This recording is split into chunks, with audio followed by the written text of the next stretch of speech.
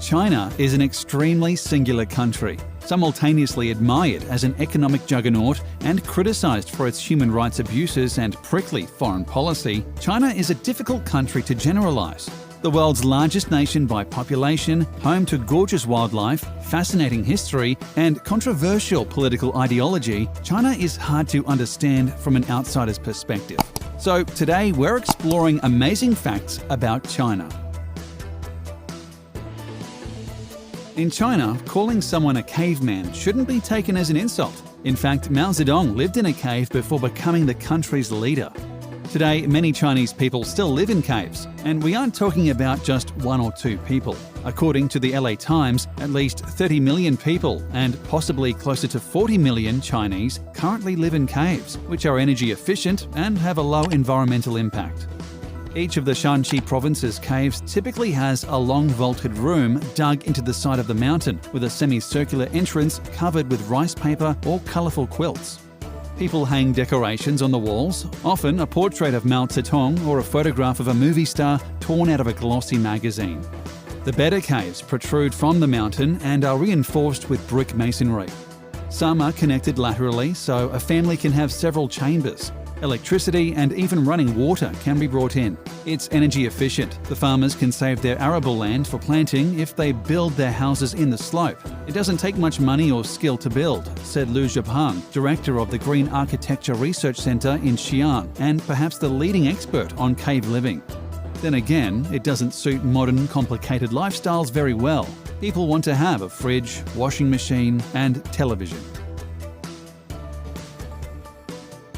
Very few countries actually continue to put their own citizens to death. Most people believe that the death penalty is a barbaric remnant of a less ethical era. 4 countries, Saudi Arabia, Iraq, Pakistan, and Iran, were responsible for 84% of executions in 2017.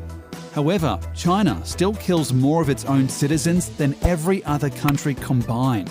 It's well known that China does not appreciate dissent, and they are not afraid to execute their own citizens without a fair trial. To put it in perspective, the global total of executions is around 2,000 people annually. China executed a tragic 12,000 people in 2002 alone. Though that number has allegedly gone down in recent years, China stopped releasing official statistics, and many people believe that they are quietly continuing their bloody tradition. There are even reports of a death bus, which drives around the country and kills prisoners quickly before driving to its next victim. As if this couldn't get any more sinister, the Chinese government is responsible for widespread forced organ harvesting, and many people believe that their increased capital punishment is meant to fuel the $1 billion industry.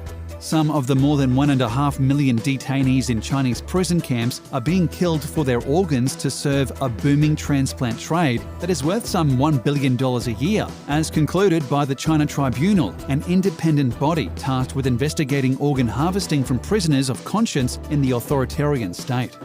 Forced organ harvesting has been committed for years throughout China on a significant scale, the tribunal concluded in its final judgment in 2019. The practice is of unmatched wickedness on a death-for-death basis, with the killings by mass crimes committed in the last century, it added. The tribunal said many of those affected were practitioners of Falun Gong, a spiritual discipline that China banned in the 1990s and has called an evil cult. The tribunal added that it was possible that Uyghur Muslims, an ethnic minority who are currently being detained in vast numbers in Western China, were also being targeted. Access to safe and clean water is essential to human health. Therefore, it's no surprise that the public concern over drinking water safety has risen sharply in recent years following a number of water pollution incidents. The Guardian released a new water quality report, which found water pollution levels in China's major cities is extremely high. In Beijing, 39.9% of water was so polluted that it was essentially functionless. In Tianjin, northern China's principal port city and home to 15 million people, a mere 4.9% of water is usable as a drinking water source. One reason for this is that local governments have too often failed to crack down on polluting industries. In 2011, reports emerged that said Luliang chemical industry in Yunnan province had disposed of 5,000 tons of chemical waste next to a river used as a drinking water source. According to local residents, more than 140,000 tonnes of waste had already accumulated over 22 years. The nationwide standards for the treatment of sewage are also far from sufficient. Despite some improvements in recent years, wastewater, water which has been used in the home, in a business, or as part of an industrial process and may now contain hazardous materials, remains a major pollution source, particularly in urban centres. So next time you're in China, be sure to pack a water filter or prepare to buy bottled water. Some days the sun doesn't come up until 10 a.m. or later. People eat lunch after 2 p.m. or even after 4 if they're not in a rush. The school day stretches so late that children can't get home in time to catch their favourite cartoon shows. This is because China, the fourth largest country by landmass, functions with only one time zone. Measuring around 4,800 kilometres from its western border, shared with Pakistan, to the East China Sea in the east, China covers more than 60 degrees of longitude, incorporating 5 ideal time zones into one. It's no secret that China has the largest population of any country on Earth. The 1.4 billion strong populace is equivalent to 18.47% of the total world population. That means that almost 1 in every 5 people on Earth are Chinese. In addition, this massive population is crammed into numerous megacities. 94% of the population lives on a landmass equal to 43% of China. For years, China's ruling Communist Party implemented a series of policies intended to slow the growth of the world's most populous nation, including limiting the number of children couples could have to 1. The long-term effects of those policies mean the country will soon enter an era of negative growth, or a contraction in the size of the total population. This is good news from an overpopulation standpoint, but China faces a serious lack of working-age citizens to support their ageing retirees and pensioners. The government has recognised this worrisome demographic trend and in 2013 began easing enforcement of the one-child policy in certain circumstances. It then raised the limit to 2 children for all families in 2016 in hopes of encouraging a baby boom. However, people were too accustomed to having one child and the population has not increased. The Three Gorges Dam is the world's largest hydropower project and most notorious dam. The massive project sets records for the number of people displaced, with more than 1.2 million, the number of cities and towns flooded, with 13 cities, 140 towns, 1,350 villages, and length of a reservoir with more than 600 kilometres.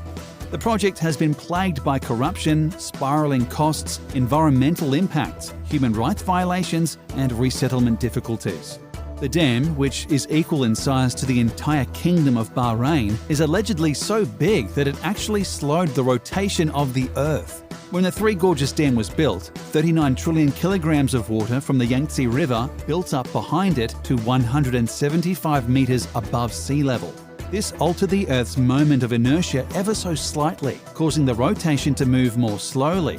This is the same principle behind why figure skaters tuck in their arms to spin faster.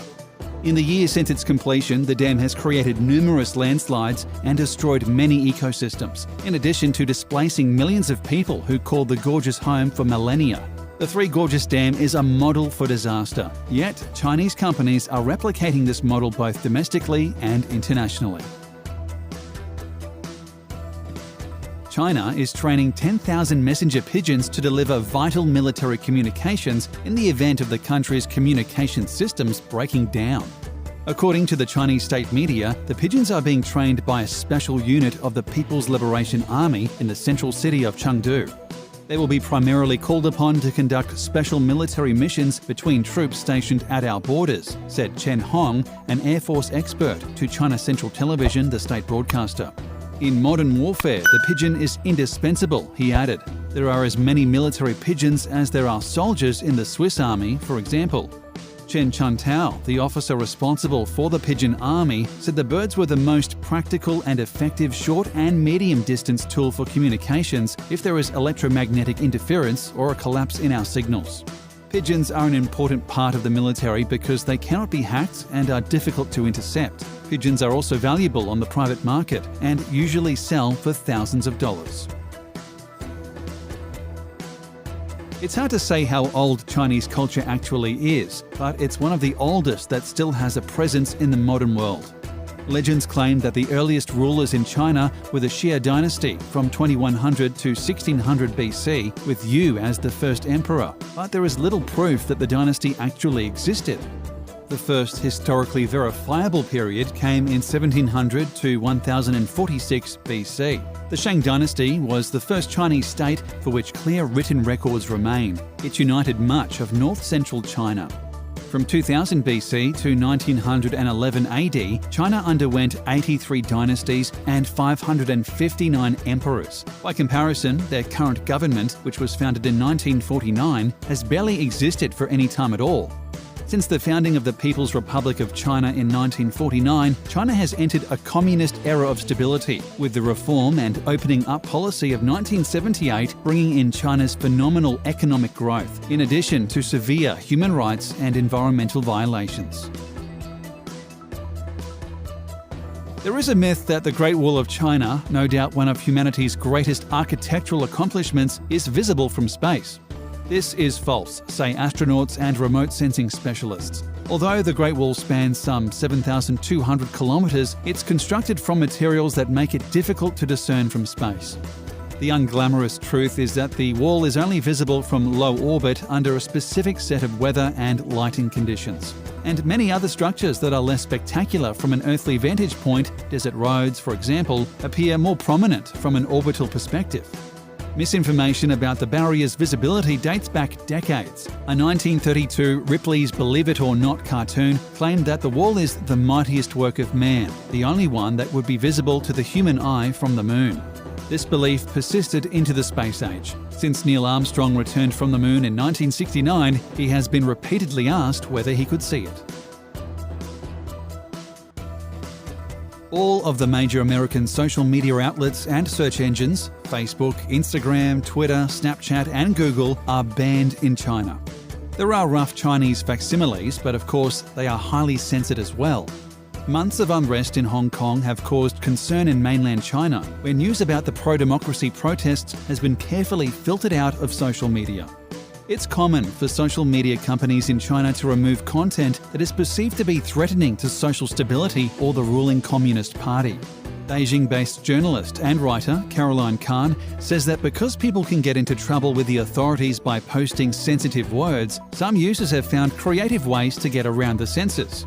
Despite the ban, China still factors into the equation for US companies. Facebook, for example, saw an estimated $5 billion in ad revenue from Chinese-based companies in 2018, making the country the company's second largest ad market, according to Adage. That firewall isn't impenetrable either, as some Chinese citizens have found ways to circumvent blocks on websites by using virtual private networks.